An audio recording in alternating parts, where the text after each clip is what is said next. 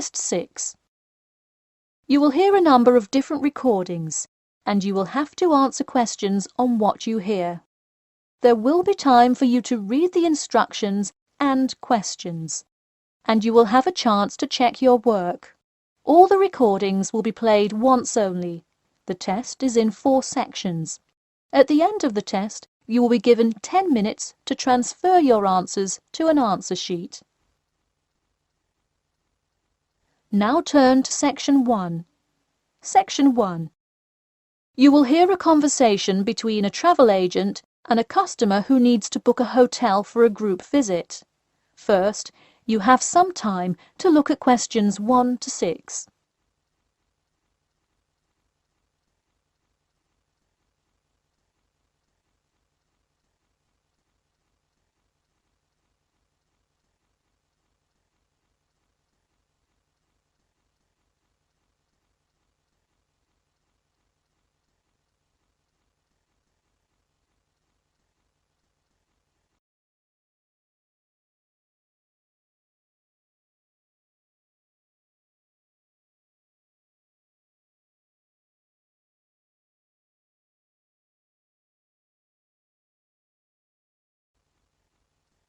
You will see that there is an example which has been done for you.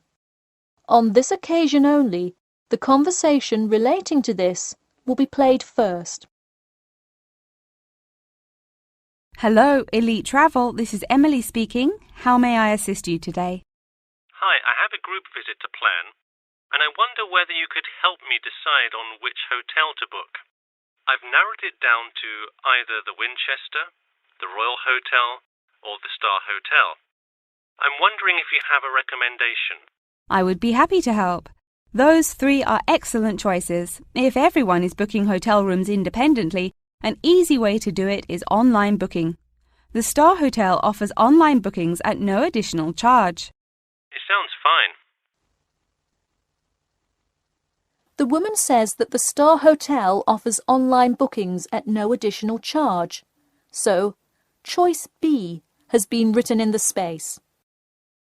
Now we shall begin. You should answer the questions as you listen, because you will not hear the recording a second time. Listen carefully and answer questions 1 to 6. Hello, Elite Travel. This is Emily speaking. How may I assist you today? Hi, I have a group visit to plan, and I wonder whether you could help me decide on which hotel to book. I've narrowed it down to either the Winchester, the Royal Hotel, or the Star Hotel. I'm wondering if you have a recommendation. I would be happy to help. Those 3 are excellent choices. If everyone is booking hotel rooms independently, an easy way to do it is online booking. The Star Hotel offers online bookings at no additional charge. It sounds fine. Yeah, and you can even book the gorgeous sea view rooms if you act quickly. I'll consider that. It would be great since we're mostly first-time visitors to the area to get a nice view of the water. Now, are there handicap-accessible rooms? Yes, all 3 options have access for the physically disabled. Great. I should also mention that we'll be on a tight schedule, so we won't have much time to go out for meals. Which of these hotels serve food? There is a limited continental breakfast menu at the Star and at the Winchester. For a full restaurant and room service, the Royal Hotel is your best bet. Oh, wonderful. Could you tell me more about the restaurant? Absolutely. In the morning, there is a gourmet buffet or a la carte item, and after 11 a.m., lunch is served in the dining room. Dinners are in a nice, low-key but high-quality setting in the hotel's private dining room, and Fridays feature the house jazz band. How lovely. Is there a group discount? No, sorry, not at the Royal Hotel. Let me check on the others, though. Could I place you on hold for just a second? Sure, thanks. It looks like there is one at the Winchester. 15% off when you book 8 or more rooms. Really? Sold. We'll book at the Winchester. Wait, is it suitable for children, though? We'll have a few little ones in our group, and it would be great to have a way to keep them occupied. Yes, in fact it has a play place that kids just love, with slides and swings and everything. Definitely a good hotel to bring the kids. Okay, great. Before you hear the rest of the conversation, you have some time to look at questions 7 to 10.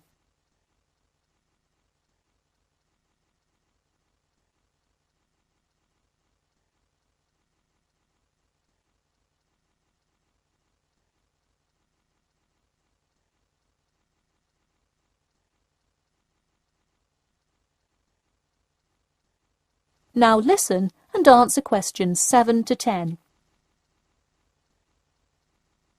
So now I know where we'll be staying. What next? Should I go ahead and book transportation and assign rooms and everything? Well, for now there are only a few things for you to take care of. We will hold a block of rooms for you as soon as you send a deposit. I recommend booking as soon as possible, so you probably want to send the invitations as soon as you know how many rooms to hold. Oh, right. Okay. I'll send the invitations and put down the deposit. Is there anything else I should take care of? Great. And don't worry about this now, but sometime before you arrive, do let us know if you'll be requiring our transport service to and from the airport. I'll make sure to let you know. Does that incur a service charge, or perhaps a tip, or some presents to show our gratitude for the personal car service? Oh, don't worry about it. It is a free service, so if you would like to tip, you are welcome to do so. But hotel drivers do not accept gifts. Thanks for your help. My pleasure. Enjoy your stay at the Winchester. That is the end of section 1. You now have half a minute to check your answers.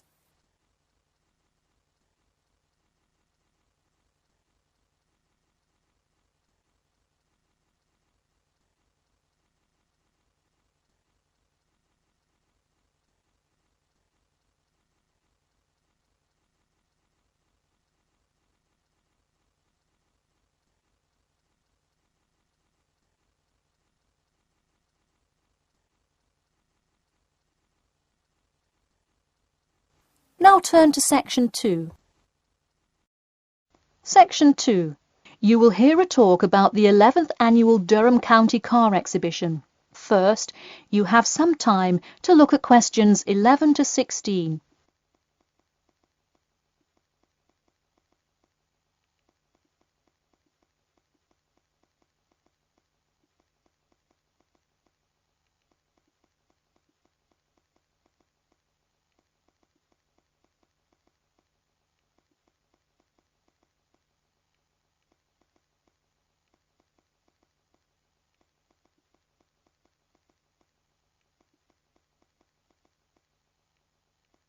Now, listen carefully and answer questions 11 to 16.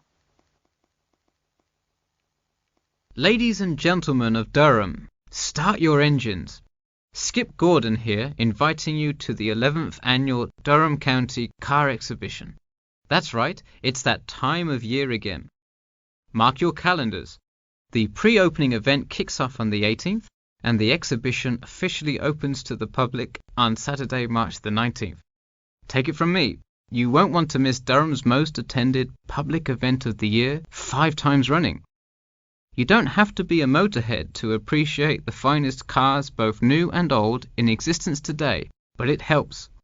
Be one of the 70,000 people to see everything from big rig monster trucks to good old-fashioned classic hot rods. Get your tickets now. Admission is £10 for adults and £5 for children during off-peak times, and £20 for adults and £10 for children, and senior citizens on weekends and for full-day passes. Come see vintage classics, bid in the auctions, and even test out a few on the Winners' Circle racetrack. An insider tip: weekends are the exact time when all of the best attractions take place. But to avoid Saturday crowds, join us this Sunday. You'll see me, Skip Gordon, and all your friends from WKXP there this Sunday at our very own booth, so stop by and say hi, and you might just win a prize of your own. A new attraction this year will be the addition of a new car category: electricity. namely the electric car class. See displays from Toyota, Honda, and you guessed it, Tesla. Watch as the first generation of fully electric cars compete on style, ride, and watch the main entertainment as there's going to be a fabulous show of racing car to see who takes home fastest battery-powered car. While not typically known for their speed, this new class is guaranteed to surprise you. Before you hear the rest of the talk, you have some time to look at questions 17 to 20.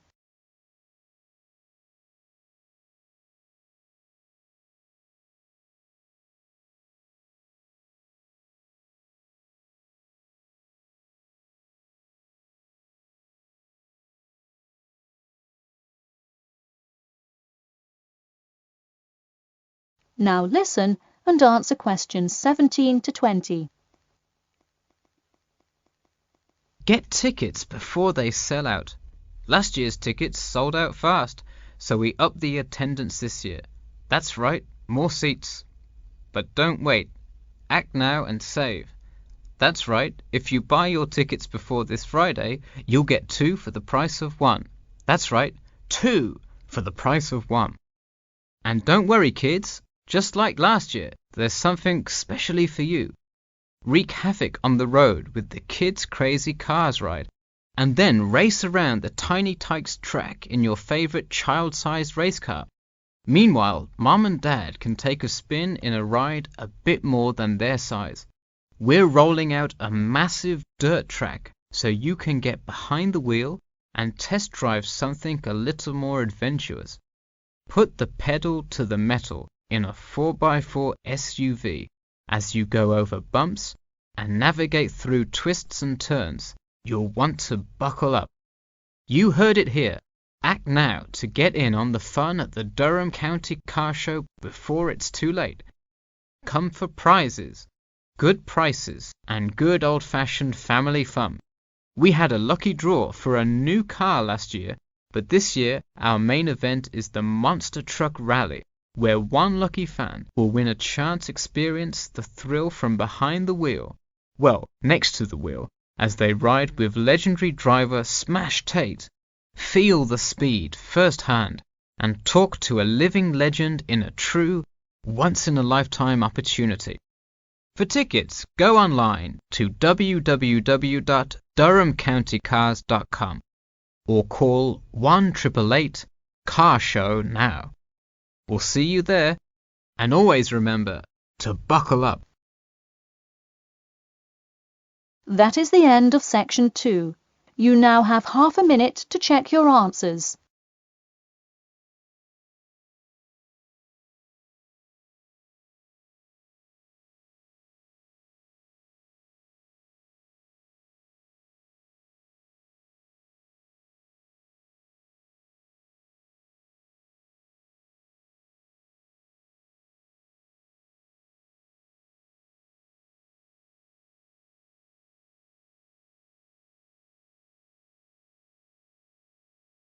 Now turn to section 3. Section 3. You will hear a student asking Professor Jameson for advice in choosing courses for next semester. First, you have some time to look at questions 21 to 23.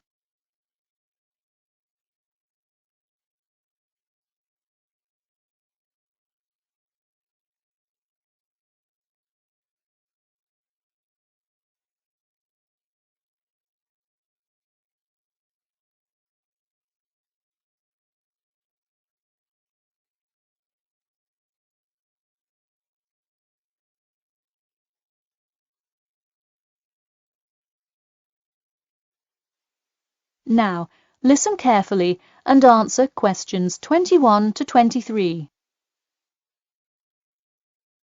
Hi, Professor Jameson. I was hoping we could talk this week about choosing courses for next semester.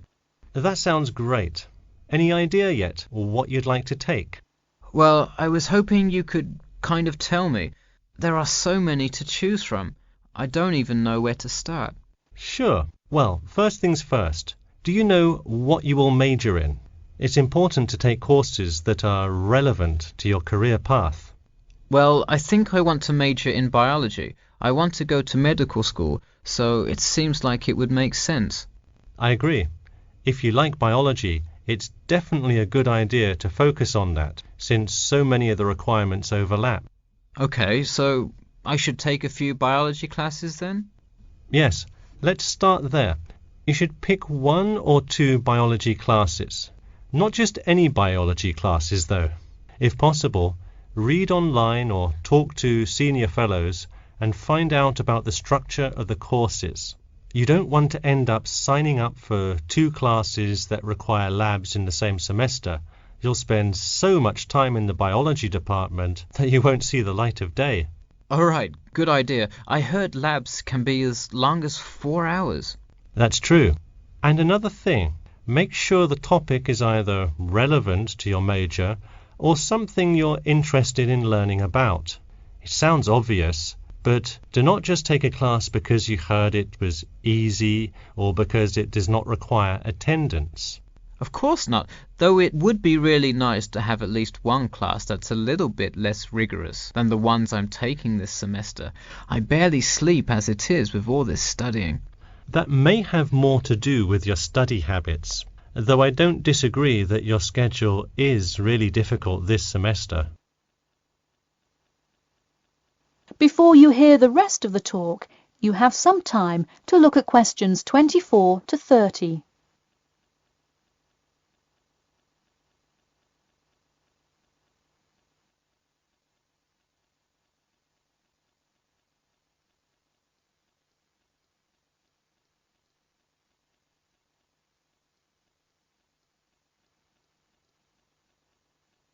Now, listen carefully and answer questions 24 to 30. So, any idea which biology classes you may decide on for next semester? Well, I was thinking of taking human physiology. It sounds relevant and interesting. I think it is an interesting class, but I would recommend against it. You're already in human anatomy, which also covers physiology, so it would be repetitive and probably not the best use of your time. If I already know some of the stuff, I could take it to boost my GPA a little bit. You could maybe do that, except the professor that teaches it is famous for giving out the fewest A's of any professor. Oh wow, never mind. Now, changing subjects.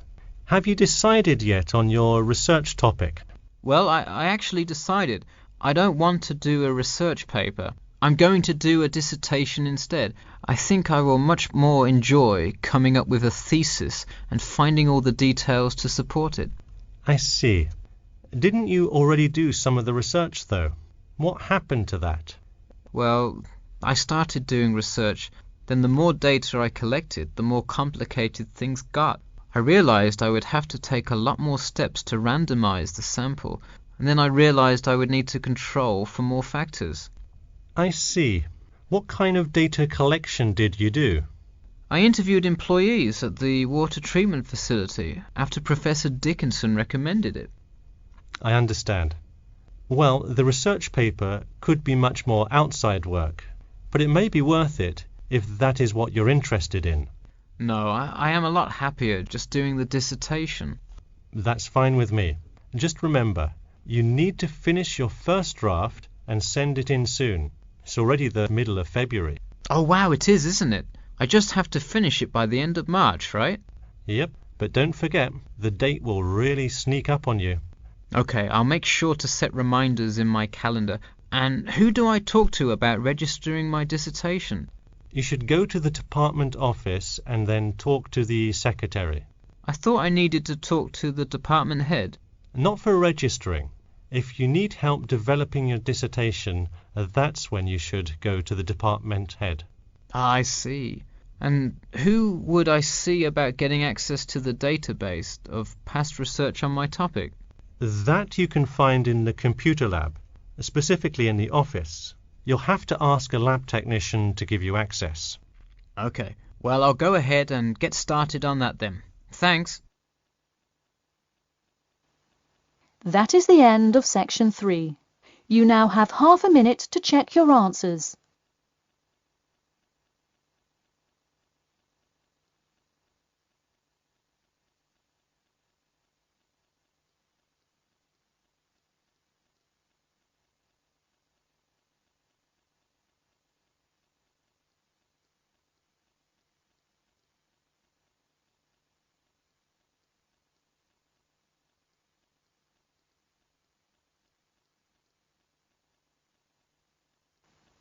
Now turn to section 4. Section 4. You will hear part of a lecture about the role of sleep in humans and animals. First, you have some time to look at questions 31 to 40.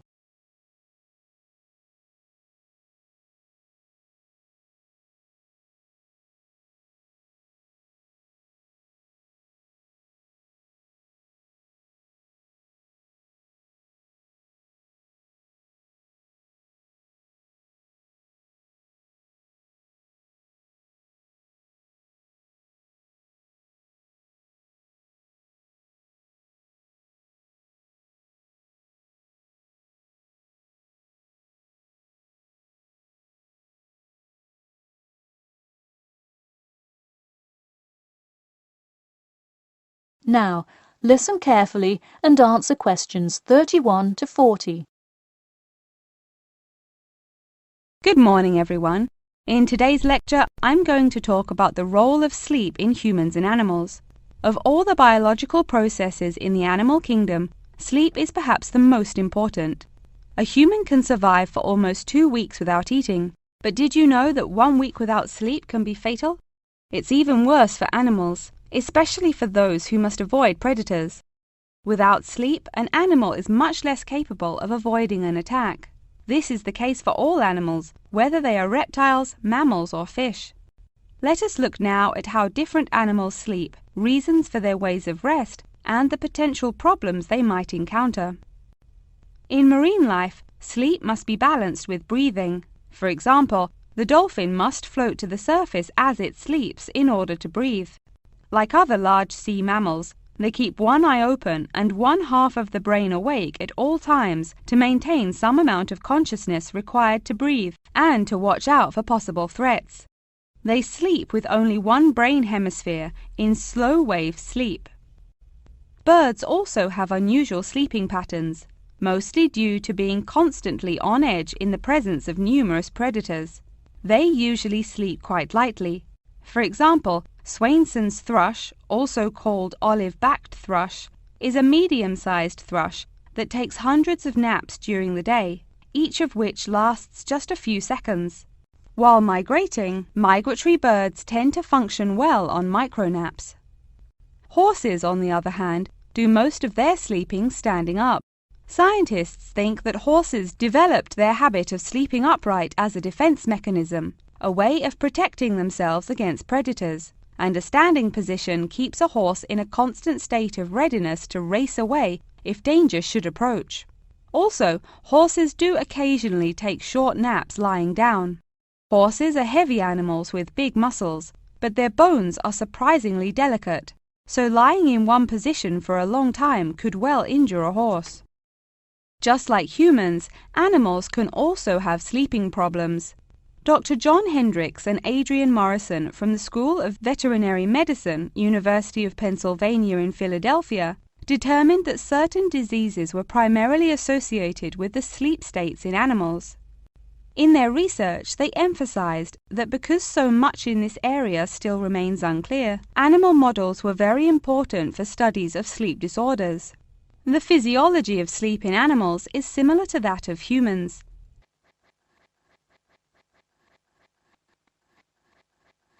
But why do we humans sleep? Researchers and scientists believe it helps us organize our memories of the day, that sleep acts as a kind of filing system for the brain. Without it, our thoughts become disorderly and confused, which leads to increased likelihood of accidents and a tendency to say and do bizarre things. Researchers also believe that sleep plays a key role in learning. We sleep so that the brain can integrate new knowledge and form new associations. Because of the similar sleeping pattern to that of humans, rats are often studied in order to increase our knowledge of human physiology. In one study, rats were kept awake for almost 2 weeks and their behavior was observed. Researchers found the sleep-deprived rats could hardly remember anything of what they had been taught that day. For example, one rat had been taught to recognize pictures of various Parisian landmarks in order to receive food. Pressing a button below a picture of the Louvre would result in food being released, and so forth. However, when deprived of sleep, they would press buttons seemingly at random. In addition to rats, the fruit fly, a small insect that feeds and breeds on spoiled fruit, also has been used as a model organism, and thousands of scientists around the world work on it. But why was the fruit fly chosen to be studied? It was for practical reasons. The most important one is that the relationship between fly and human genes is so close that the sequences of newly discovered human genes, including genes that show a susceptibility, can often be matched against their fly counterparts. This provides an indication of the function of the human gene and could help in the development of effective drugs to help people with sleeping disorders. Therefore, many scientists today choose to study the genetic structure of the fruit fly, which could make a particularly important contribution to the understanding of developmental processes in humans. In conclusion, sleep is a necessary part of life, not just for humans, but for the entire animal kingdom. Now, I'd be happy to answer any questions you may have. That is the end of section 4. You now have half a minute to check your answers.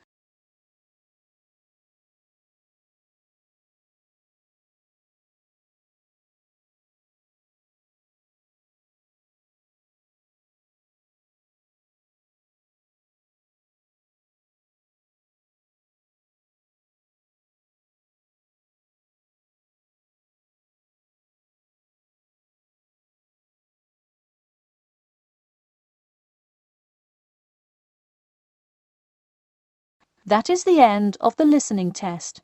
In the IELTS test, you will now have 10 minutes to transfer your answers to an answer sheet.